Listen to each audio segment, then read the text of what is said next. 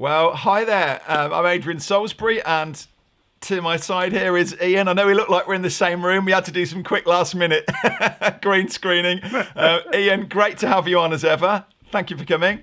Adrian, thanks for having me here. This is it's a bit of a strange. So I reached out to Ian. In fact, Ian interviewed me recently, and we actually kind of came back and so I'm just checking up on here on my comments. While I was talking to Ian, who was interviewing me and going out onto LinkedIn, I made the comment that I still can't get approved on LinkedIn. They won't let me come on there and live stream. But Ian just said, happily come on anytime and talk about the things you need to know, really, because there are a few unusual things, or that's stuff goes on, I understand, on LinkedIn. And so very interested to hear from anybody else that's watching. We've got a few people on already, which is fantastic. So please get any questions ready, whether you guys are already on LinkedIn or you're thinking about it and maybe questions about it. But Ian, first of all, let's just have a talk. Are people using this on LinkedIn? Is it becoming more popular? People absolutely are using LinkedIn Live. And one of the things that you'll see is that many people, what they do is they have a regular, it's almost like a show. So I had a podcast for years. We did close to 300 episodes, and we shifted to LinkedIn because in a podcast, I don't know who's watching, but on LinkedIn, if I have LinkedIn Premium, I know exactly who's watching it. When I engage with people, I don't have to wonder who it is. I can see not only who the person is, but what their job title is, company they work at, track their, what's going on in the rest of their world. So it's a different way of connecting that you can get in LinkedIn. Now, the number one question I get is, how do you get approved for LinkedIn Live? Because the fact that they've given it to me and haven't given it to you is the greatest travesty on earth. It's a major oversight. I'm writing to them saying, I'm saying I'm trying to do tutorials for LinkedIn. I'm trying, I'm the face of Ecamm, really, doing all these tutorials and like, please let me live stream to your platform. I'll see if I can help there. But a lot of it is just probably a function of where you're known and what your following is on LinkedIn. And there's between followers and connections, there's about 10,000 people I'm connected to on LinkedIn, and presumably I've written some things that had enough activity that they said, okay, this is worth that. I often wonder whether or not there's better engagement, whether it matters, whether it's live or just regular video on LinkedIn. I don't know that it really matters, but I'm not convinced of that yet, but I'm still not sure. Well, that was my next question, but I realized, Ian, I apologize. I didn't actually get you to introduce yourself. You're saying about your 10,000 plus followers on LinkedIn. Just let people know who you are. So I co-wrote a best-selling book called Same Side Selling. And so I had the Same Side Selling podcast forever. I'm a keynote speaker, and I run something called the Same Side Selling Academy. So obviously I spent a lot of time in the world of video and learned many of these things from you. Yeah, in our Ecamm Academy. That's right. Thank you. No, it just puts it into context if people are wondering who you are and quite why I've brought you on here. But that was where we met, wasn't it, in the Ecamm Academy? And you were doing some great things, and you were teaching us some cool tricks in there as well that we're not particularly going into today. But just spotted actually as a first, Stephen saying, looking forward to this. Leadership Lessons Live. Wendy, hi. These are some, I think you probably remember Wendy from coming in the Ecamm Academy when you were in. Sure. So Pontus, excited to be approved. Yes. So Pontus is just getting ready and looking forward to LinkedIn. Gerhard's on, Paul's on. Stephen's saying you're brilliant. Brought the fan club along with you.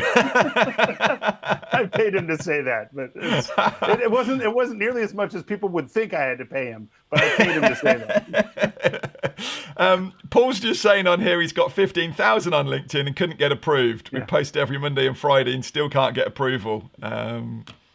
It does seem odd, doesn't it? So Adrian, there are two things I can tell you I don't understand. One is I don't understand how they decide who they approve and who they don't approve. And the second thing I can't explain is what drives the level of engagement and shares and likes, because I'll stream something that I think is mediocre, that is passable but not great, and it'll get 800 views in the first day or so. And then I'll post something else that I think is brilliant, and it might get 150. And then I'll post something that I think really isn't that good, and it gets 12,000. And I can't explain to you why that is. I wish I could. I'm not that smart. I think that's true of YouTube as well, though. I think sometimes we can go, this is going to be a great video, and then you post it up, and actually it doesn't seem to take off, and others do that you don't expect it to. I guess it's trying to dig in and see if there is a pattern. But and I know you just touched on it earlier, and I said I wanted to come back after introducing you. But so you're not particularly sensing that the lives are being pushed out stronger or harder than just a regular video post? You know what? I just don't know. And I will tell you that, for example, I do mine on Tuesdays at 2 p.m. Eastern time in the U.S. That may just be a bad time. It may be that we should be doing it at 11 a.m. or 10 a.m. And candidly, what we need to do, and what we've talked about in my team, is we need to start experimenting with different times a day, different formulas for the title, things like that. Because I don't think it'd be easy just to blame LinkedIn, but it's probably our own darn fault, like most things in life. We don't have the right formula. And so, for example, I wrote a column in Inc. in Forbes for years, and across hundreds of articles, we figured out a formula that said, if we create a title in this format, it gets a ton of views almost no matter what it is. And it's usually something along the lines of the top 5 secrets to this, or the top 3 blind spots in that. And that tends to attract people. And we haven't done that as much with LinkedIn, and we probably need to. Yeah, people definitely like, and again, this is what we were just teaching the other week in the YouTube Academy. Definitely those numbers in titles work. And I think even if you look in, we were pulling customers' ideas for titles for YouTube videos into Google to have a look. And sure enough, all down that front page is, you typed in, we'd got people talking about Pilates classes and things like this, or business coaching. But the first page is all top 5 this, top 3 that. Sure. And so definitely we resonate with them. And I think in terms of keeping people in a video, having numbers like that, I think is a big plus, to be able to say, if I've watched the first 3, I'm way more likely to stay and watch the next 2 as well, rather than just to talk like this, dare I say it, where we actually haven't kind of said how many points are coming, and you've got an idea of how long it is. But I also see a comment from Pontus here, which I think is dead on. My sense of the LinkedIn algorithm is exactly what Pontus has said, which is this idea of the algorithm is it's that level of engagement you get in the first 10 to 15 minutes, because when you get that, then all of a sudden people are saying, oh, that's something. LinkedIn's algorithm says, oh, that's apparently something worth seeing. So, and keep in mind, you could, inside of your Ecamm community, people could say, hey, I'm going live. I'd appreciate if you just made a comment or something. And that could probably boost within the community and would help quite a bit. Yeah, absolutely.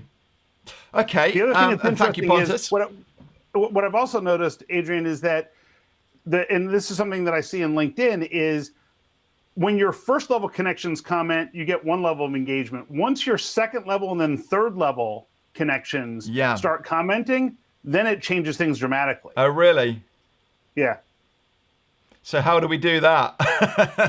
Well, you know what? It's just, I mean, here's the thing. It's like anything else. How do we do it? Well, we create something that's actually valuable and engaging. Yes. And then people tend to engage with it. It's like, when I often say to my clients, well, you need to make sure that you're coming across as someone who's genuinely interested in your client and their outcome. And people will say, well, so how do we create that appearance? I'm like, you can't create that appearance. You have to actually do it. Yeah, it's the same thing with content.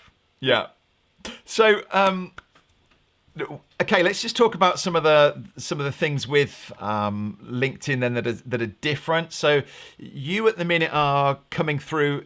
So, when you're broadcasting out to LinkedIn, you're going through Ecamm through Restream. Correct. Yeah. So you're connecting Ecamm to Restream, and Restream gives you the option to go out. Correct. Now, is there a facility to go? Can you just go live into LinkedIn? Or do you need to be Not going the- not through a the- not- third party? You have to go through a third party. My understanding is you have to go through Restream. They give you a variety of different options because of the way Restream integrates with Ecamm. I chose to go through Restream, but I remember Yep. when I got approved, they give you a list of 10 different platforms you can use to stream through into LinkedIn. I'm guessing at some point you may be able to go direct, much like you can with Facebook. Yes. But yeah. for now, as at least as far as I know, it's all Restream or Restream or some other third-party based streaming service that feeds into it. And did you mention to me that you can't schedule? You can't plan it in advance? Well, correct. There is a caveat to that, which is so in LinkedIn, you can either when you can stream to your individual profile, or you can stream to an event.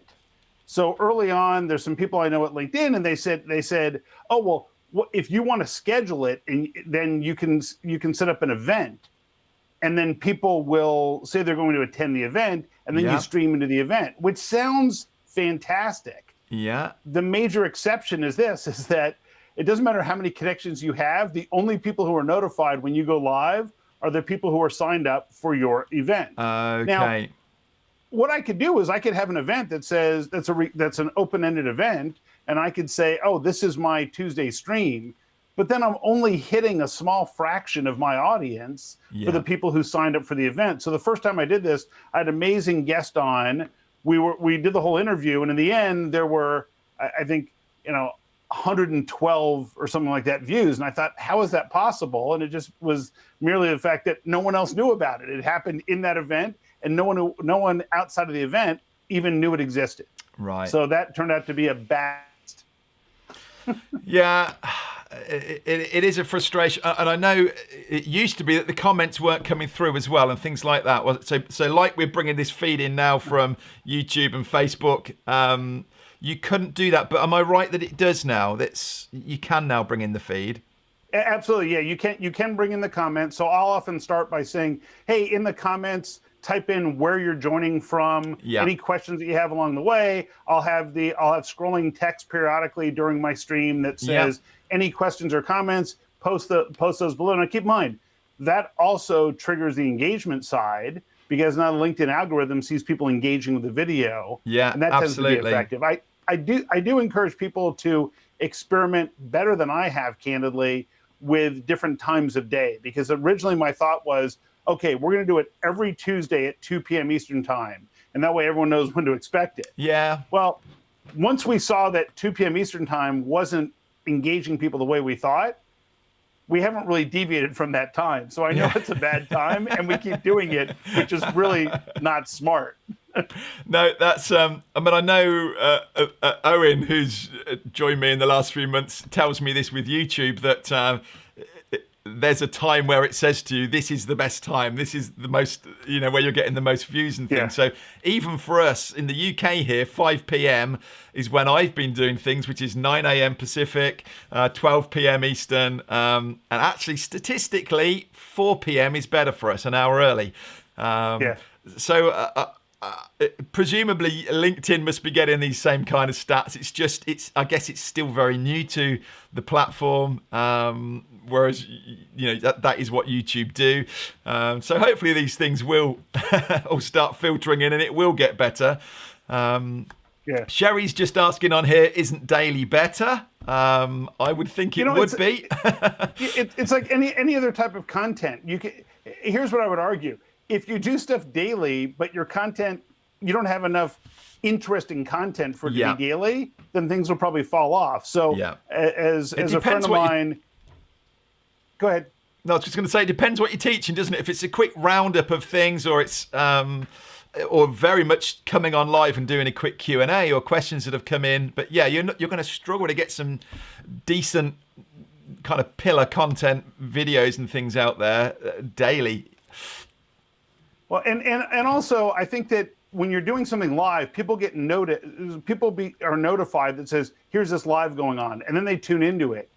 And if your session is 2 minutes long, by the time they get there, it's already over.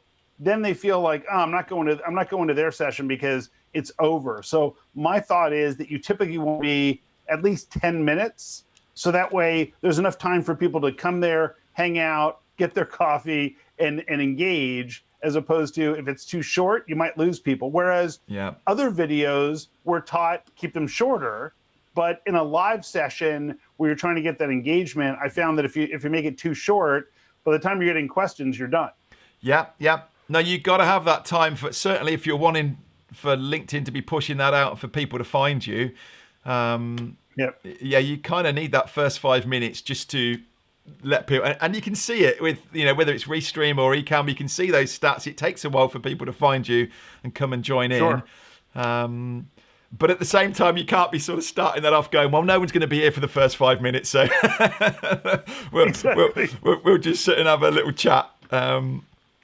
Let me just quickly whiz back up, because there's people been asking things in here. Guys, can I just encourage you to put a Q at the start of your post? If it's actually a specific question rather than a comment back, that would be really helpful. If I miss anything, forgive me and post it back in again. I've also got a question that Daniel, one of my Pro Video members, posted, and he said he didn't think he'd be able to make the live, but wanted to just get some feedback. So might also have a behind the scenes.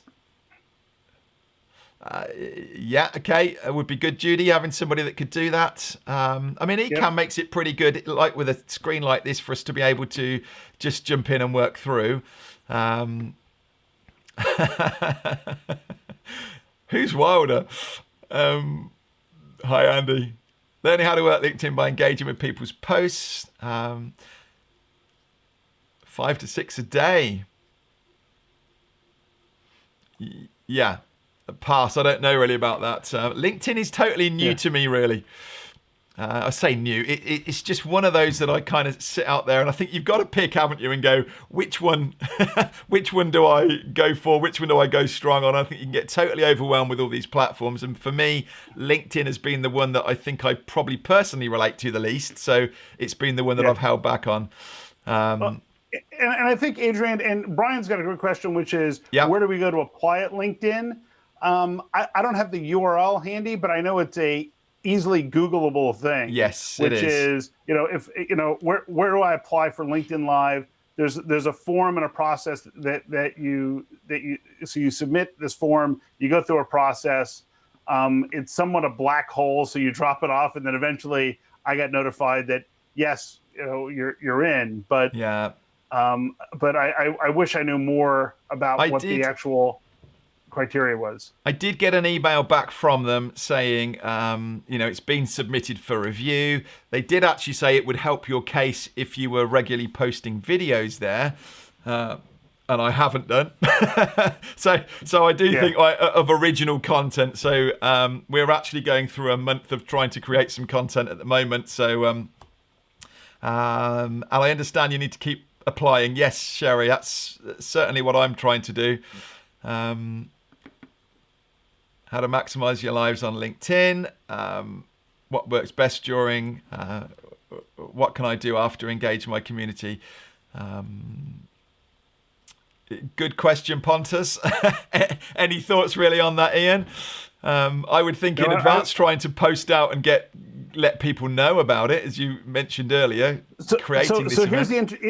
Here's the interesting thing is that, so that's something that I tried as well early on, where I would say, I'm going live on this date. And you would see all these people engaging in the original post that said, you're going live, I can't wait.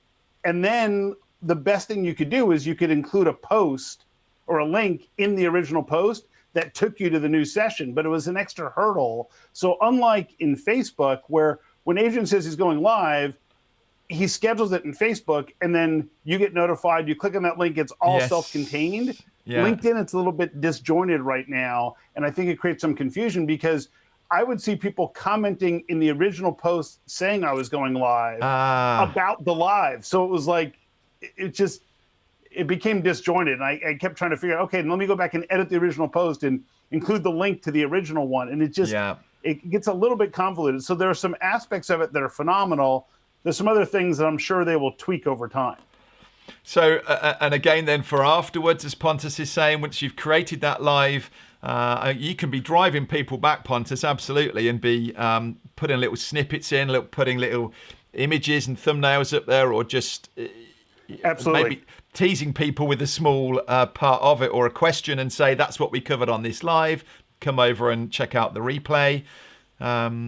Would you, again, I'm just trying to think through really, would you stick with that original live? Can people comment back to the... sorry, I got a few things spinning around in my head here. I'm just thinking of YouTube. One of the big reasons for me over YouTube and YouTube and Facebook is if we go live to YouTube, which we are at the minute, there will be a live chat going on there. And then once I try and send anybody back to it and say, go and watch the replay, they end up in a comments area rather than in that live chat. So I couldn't go back and tag Pontus or say a thank you to Jill for posting in that link. I can on Facebook, I can't on YouTube.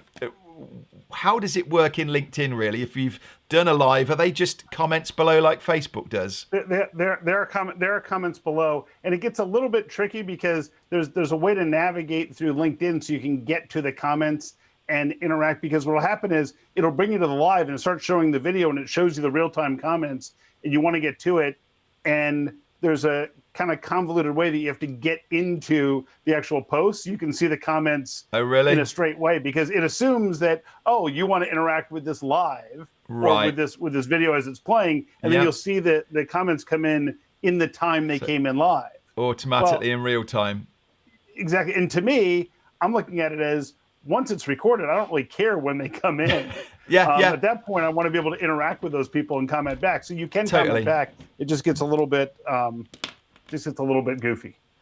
Pontus, one thing as well that I would do is maybe take little snippets. I know people do this with podcasts, don't they? And you just take a little soundbite out of it, really. And it might be just one little tip that we've given here that you could take that out, post it up, and put this great little snippet there that's maybe a 20-second long one, but then says, for the full version of this, come back over here. And I think with all of this, Ian, you'd say the same, I'm sure. It's all about testing. It's what you were saying earlier about times of day and things, isn't it? It's really just accepting that you've got to keep flinging things out or trying things, because I don't really think there are the experts out there massively at the minute that are leading the way. Well, I think there's some people who are getting phenomenal engagement on LinkedIn, and there are also people who get phenomenal engagement and then not so much, and then great engagement, not so much. And we're trying to figure out what the formula is, because candidly, I care less about the metrics and more about, am I providing something of value to that community? And so when I don't get high engagement, my thought is, okay, I didn't provide something of value to my audience. How do I fix that? What's missing in what I delivered? Because it's easy to say, oh, it's the algorithm. I always look at it as, well, the algorithm is just trying to skew relevant content to us because there's a ton of content that we candidly don't want to see. And we appreciate when these engines make sure we don't see it. Yes, it's true. Yes, getting the balance. I think the idea though of, and I can show people kind of what it looks like in Restream, if that's helpful. Yes. I can share the screen if you want. Just a couple of quick questions here then. So Christopher's just saying, are you using paid promotions to drive views on LinkedIn as you can on Facebook? Do you know at all about paid promotions? You know what? I don't. That's not my thing. No, but good question. Interesting. Christopher, I'll have a look and see. Can you link the video to groups you're a member of? Must you share the link after the event? You can share it to groups, absolutely. So you could set up an event. Is this what you were saying at the start, that you would set it up as an event? For people to inviting people to, and then you can share it into groups. Correct. Good, thank you. To maximize, Daniel is on. Daniel, I keep looking. It's Daniel's question that I'm trying to get to, but now he's on. He can ask it away. That's fine. To maximize your chances to be approved, post on YouTube on a personal profile. Really? Yeah, because one of the things they ask is where else are you posting videos? So Yeah. what I have to believe, Adrian, is that in your application, it may not be obvious to them. I have a feeling that based on this post alone, based on this video alone, you'll probably get approved in the next week, and it'll all be a nice done to deal. think so. Yeah, I did link them to recent associated with lives it. that I'd done. Yeah, bizarre. It is a strange thing. No other platform really has been doing this, have they? Taken so long to give approval. Daniel just posted on here then. So this was Daniel's question. His first LinkedIn live video didn't seem to get a lot of reactions and views. Far different from his postings. What do I have to do to get more viewers? And then secondly asking, can LinkedIn comments be integrated with Restream? Yes, Daniel, they will pull back through and be fed in just like this. So the comments do get pulled in to Ecamm, which is great. Also in the beta, or as you like to call it, beta, yes. of Ecamm, there's a way to now schedule with Restream. Yeah, and which is what we're doing right now. Coming soon. Yeah. That'll be coming soon as well. And then I can walk people through. I mean, the process for what people need to see, I've shared, and I can, if you want, I can kind of show people what it looks like. In Restream now you set up. So this is just those are some questions we can have there in terms of a sequence. Is that helpful to bring this on now, or? We can do it later, but it's fine. Since it's here, yes, we're going to do it right now. Which is so the first thing is kind of the sequence is first you need to set things in Restream. So you need to set in Restream. You need to log in. You need to make sure that the API key is active. I've done stuff in the past where I've set something up and then it won't stream because the connection between Restream and LinkedIn isn't active. So you have to make sure that connection is tight. And just that you're logged into both and you see that they can see each other. Then you edit the title and description. Then you set any hashtags in there because oftentimes that's going to drive topically interest for people on LinkedIn, much like in other platforms. You want to make sure you confirm your stream size. This is almost like what I'm sharing with you is all the mistakes that I made. So this is a list of what to avoid. That. So I have done LinkedIn lives where I didn't set the title and description right, so it used the one from the last week, which wasn't right. So now it's like this is the process. Then it's make sure you have the hashtags because people said, "Oh, I wish I had seen this. I followed this B2B sales hashtag." Of course you do. So you want to make sure that's there. Yeah. And then the stream size. So if you set up, if in Ecamm you're setting your stream size to something larger than LinkedIn can handle. So if you all of a sudden, instead of going out to 1080p, if you set it for 1440 or you set it for 4K, guess what? It doesn't give you an error message that says, "Oh, sorry, can't do it." It just doesn't stream it. No. So it doesn't downsample it. So you need to make sure that you set the stream size right. Verify if you're streaming to your profile or out to an event, and then just have fun with it. But if you don't do all that stuff in front, it's going to get frustrating. Now the other thing that's kind of cool is because anytime we're streaming, Ecamm is also recording if you have that set in your preferences. I've had times where the stream didn't process properly in Restream, and once we saw that it didn't go live, we just uploaded that video from Ecamm and then scheduled it on Restream for 15, 20, I think it's 20 minutes later is their threshold. And then 20 minutes later it went live, and we were actually able to interact with the comments at that point. So you always have a fail-safe if it doesn't go well that you can do that. But I also have and I can show people what it looks like in Restream. Yep, please. So within there, all I'll do is, in this case, it's, I go to update my titles. And then you'll get this screen. Let's pull us down here. Yeah, okay. Yep, hold on. And now, so I could say top 5. Just off the screen there, it seems to be. Hang on, is that me or...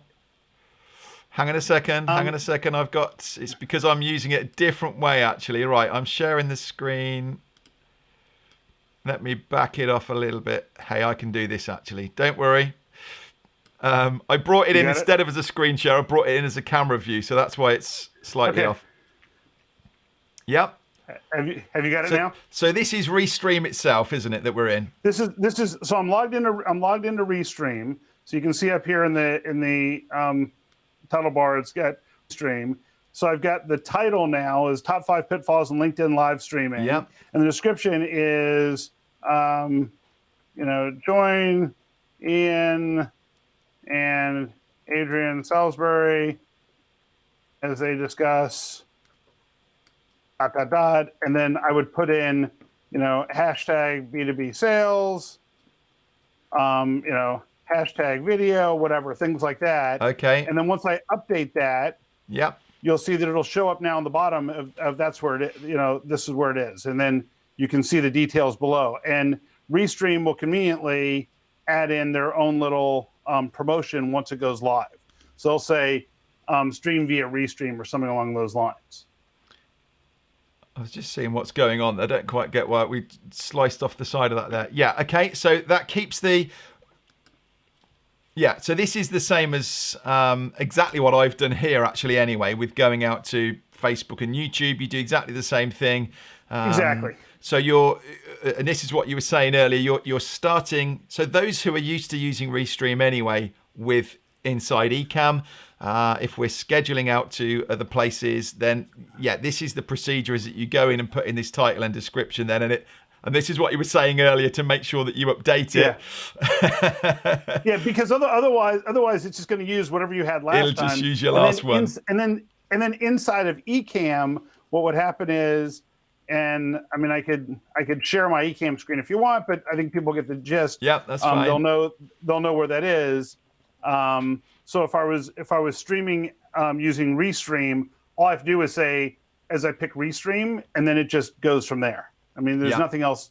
There's nothing else to do at that point. It's pretty straightforward. So I'm gonna stop the share. Yeah, and the beauty is as well with in the beta version of Ecamm, now that we can schedule this.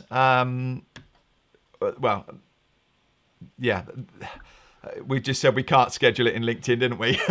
But the beauty of me doing it here and scheduling it is I can get that countdown timer as if I'd scheduled it in Facebook. And so I click on Restream and it says, do you want to go now, or is it this event that you've got scheduled?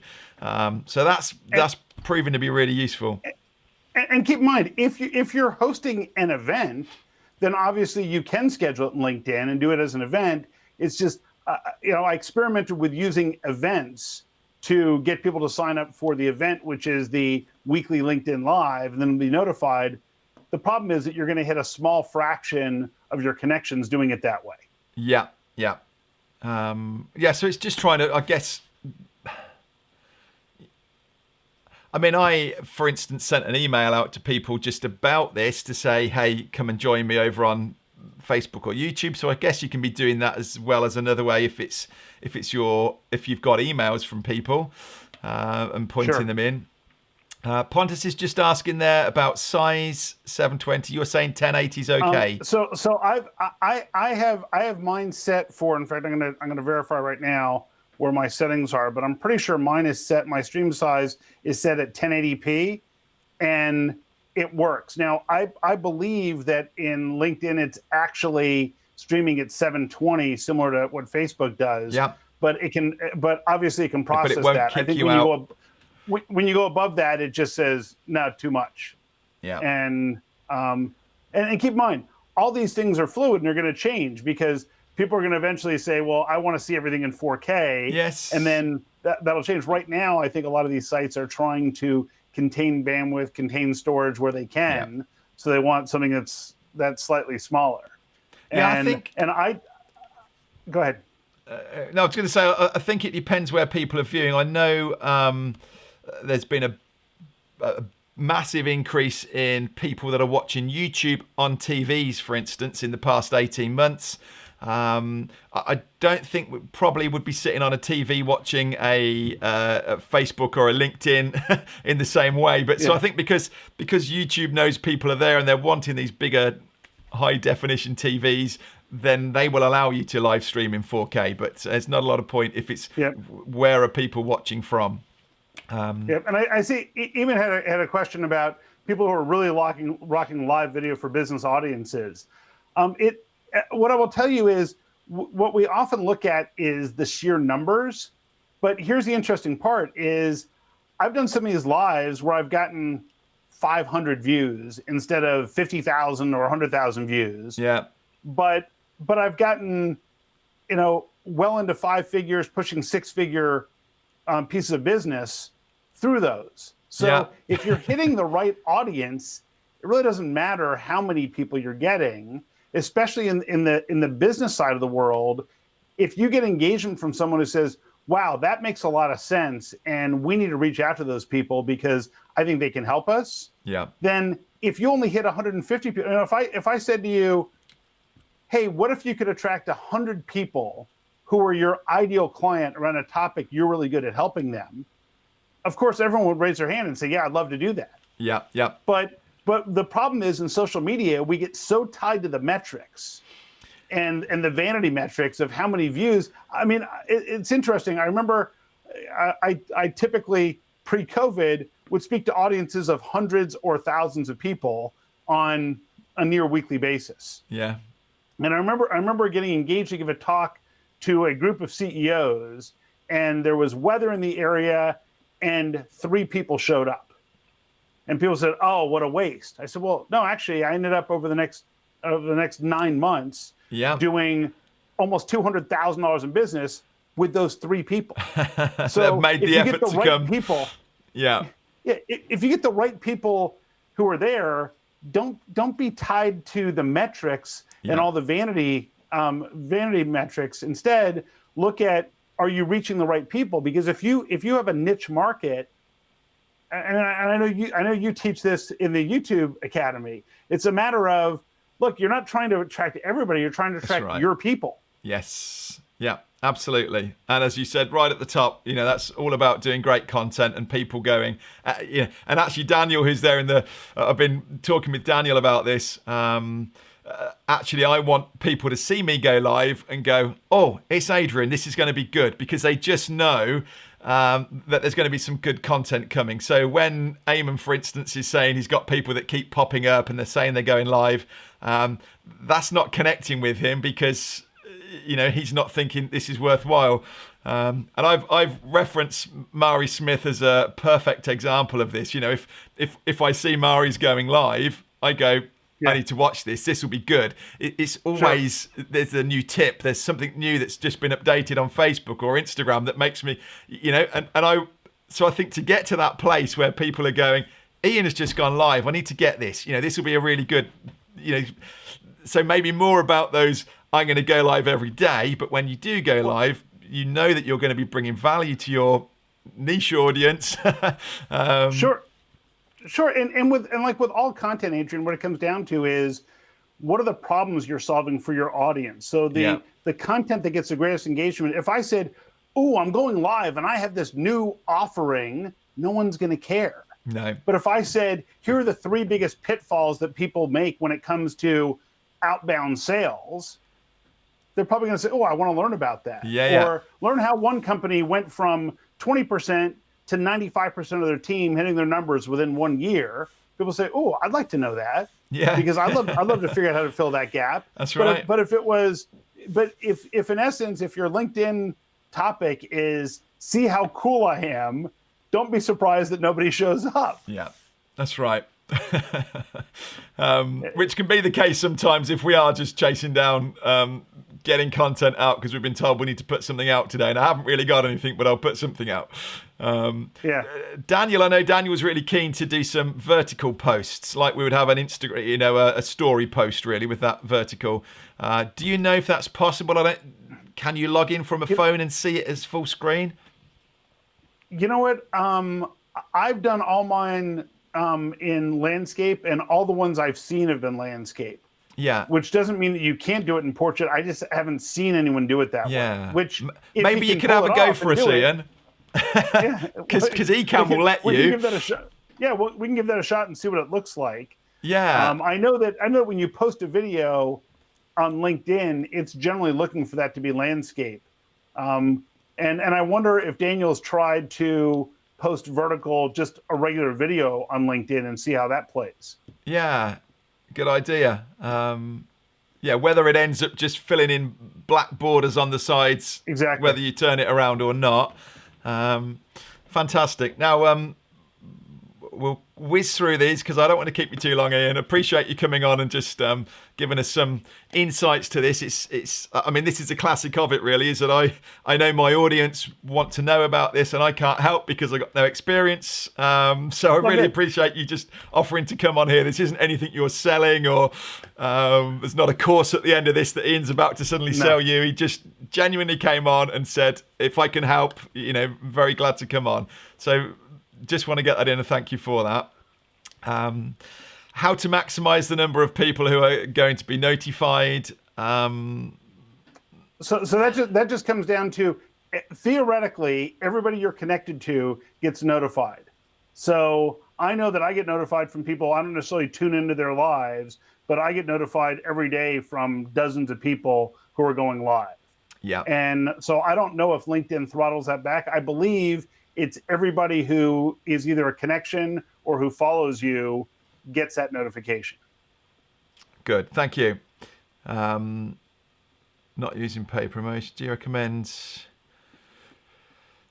Interesting, Karen. We were just talking about that at the start of this. Ian was just saying he's been going live at the same time and is feeling he needs to test it and mix that up a bit, really. Yeah. So it's interesting. Maybe so when we get Ian back for part 2, you can tell us you've been... My son is a university student. My wife has a online cooking club. And so my wife said, well, but I don't know if I should do this or which one's going to work better. And he said, he's an innovation student in essence, he said, well, Mom, think of everything as a test. And so whatever you do, it's a test. And you're going to learn something from it. So if you post something and nobody cares, then you know that topic either wasn't the right topic or it wasn't the right time or it wasn't the right format. So just make some changes and see what you get and then look for patterns. And that's right. In essence, what this is all about. And so the same thing that would attract somebody on LinkedIn on any other type of content is also relevant for video, meaning we've all been on the receiving end of those people who are just pitching us on LinkedIn, who reach out and say, oh, your profile seems so interesting. I'd love to connect. And then a nanosecond after you click accept, they pitch you with something that says, I'd love to set up a time to introduce my company to you and our products and services. And you just you get nauseous. It's the little, how are you doing? And you think, okay, fine, thanks. How's business? And you go, oh, here we go. So the newest one I get, I mean, so there's a number of things I get. One is I get the people who say, oh, I'd love to speak to you about our marketing campaign to attract red hot leads. And I think to myself, A, I don't need the business, and B, I don't want to work with anybody who would use that approach with my potential clients. Yes. This is horrible. but somehow someone is convinced that if they get 0.1% response rate, that's okay. They just need to throw out to more people. And as a buddy of mine has said, if you create something great, rest assured, marketing will ruin it. And so when you look at a LinkedIn, the LinkedIn community, think of it as you're attending a networking event. And you wouldn't stand on the table in the middle of a networking event and scream, hey, check me out. Yeah. I'm so cool. Because everyone would throw something at you and they would escort you out of the building. Very true. So what do? You genuinely connect with other people. And so to the extent that you can say, here's a question I've been getting lately, and I wanted to give people some insight into it, that's probably interesting for your audience. Yeah. And those are the types of things that we want to think about. Yeah, fantastic. Thank you. It's very true, isn't it? How we come across differently on here, or potentially do. I'm always doing this with the whole camera and confidence and just trying to go, just imagine you're talking to this person, like you and I are sitting either side of a desk now having a conversation. Sure. Yeah, I'm going to stand here shouting at you and telling you. Sure. Ponce's question here about if you're doing something short that's 3 to 5 minutes educational, would you do those as live? The way I look at it is something that short, I'll probably record it. Yeah. I may use something like Splashio or something else that has that has captions below it and some other graphic that's going to capture people's attention, that's 3 to 5 minutes condensed. Yeah. If I'm doing something longer, then I'll probably do it as a LinkedIn Live. And what I'll often say is, hey, I'm going to have time for questions, to answer questions that you have. Feel free to post them in the comments. But if it's 3 to 5 minutes, it's not going to be interactive. Then what's the benefit of it being live? Yeah. It's almost like then people say, oh, I missed it. If it's content that is, let's say, evergreen, then you may want to just post it as a video instead of doing it as a live. I would 100% agree. And I think, Pontus, the same thing with YouTube and Facebook and any other platform. If it's just going to be if your video is, and I think this is where you're coming from off the back of YouTube, it is a short, to the point, how do I do this? Or here's, a best tip on this. Love the idea of those short videos, because I think people, that's what I want. If I'm there searching, I'm actively out going, I need an answer to this question. I want that. I don't want to hear a chatty conversation and me going, hey, Gerhard, how you doing? And, I want an answer. So I think there's definitely a place for those short educational videos on whatever platform. But yeah, I wouldn't be doing them as a live. The live is more about this, having a chat around a topic and really opening it up. Maybe you have a bit of a roundup of those individual posts, Pontus, and say, I shared this earlier. Go over and have a look at it, and come back for the bigger content or the full picture. Maybe those 3 or 4 3-minute videos are actually part of this bigger topic that you're going to talk about on your live. And some of the things you can also do is you can solicit different questions that people have, and then say, hey, I'm going to go live in a week on these topics. So let me know what topics you want me to cover. I'm going to address them in the live. Yeah. And then that might be something that you get people to sign up for the event. Here's the thing is that, so it's a double-edged sword on the event side. One is only the people who signed up for the event are going to be notified. However, the people who signed up for the event are genuinely interested in that topic. So from a B2B marketing standpoint, that could be very relevant. That says, look, the only people signing up are the people who are interested. Once they sign up, you now know who they are. They express some interest. Even if they don't show up that day, you know that you have an opportunity to follow up with them. And the follow-up should sound something like, I saw you signed up for this event. I want to make sure you got all the value out of it that you needed. Yeah. Or I saw you sign up for the event. I want to make sure that we addressed all of your questions. If there's anything that wasn't addressed, please let me know. That's great. And that way, it's in the interest of helping them get an answer. Not, I see that you signed up, so I'd love to pitch you on our stuff. That's probably not going to be as well received. Well said. Sask's just asking there. I'm a little bit behind with the questions in the comments. This isn't actually streaming out to LinkedIn at the minute, and this is the reason I brought Ian on, is because I'm trying to always help you guys out with streaming or with recording videos, and I haven't been approved on LinkedIn yet. Hopefully this might just give them a nudge. So this isn't going anywhere at the minute, but you can check out Ian Altman, and you'll find him. I tried to, the text didn't come on. Never mind, it doesn't work on this small version. Just quickly, let's come back down. I didn't think that. I said to Ian, I reckon we'll be about half an hour on here. And Sherry's got a good point, which is, like, we're not trying to bash marketing. It's actually, and I forget who it was, so I don't want to attribute to the wrong person. It was a fellow speaker friend of mine who was well known in the marketing space, who said, if you take something good, rest assured marketing will ruin it. So it was meant to be tongue in cheek. But the idea is that oftentimes what people look at is, oh, gee, so I can connect with people on LinkedIn. How do I make it scale? And then we move from genuine connections I hear what you're saying. To inauthentic, and that becomes the real issue. Yeah, that's very true. Trying to push it out with your marketing, and actually, if you create great content in the first place, it will naturally get out there. Should we call this the last question here? Sure. Christopher's just saying, do you ever schedule a live, then also do an unscheduled live just before the scheduled live to pull in more people for the scheduled one? I'm confused. You know what? I think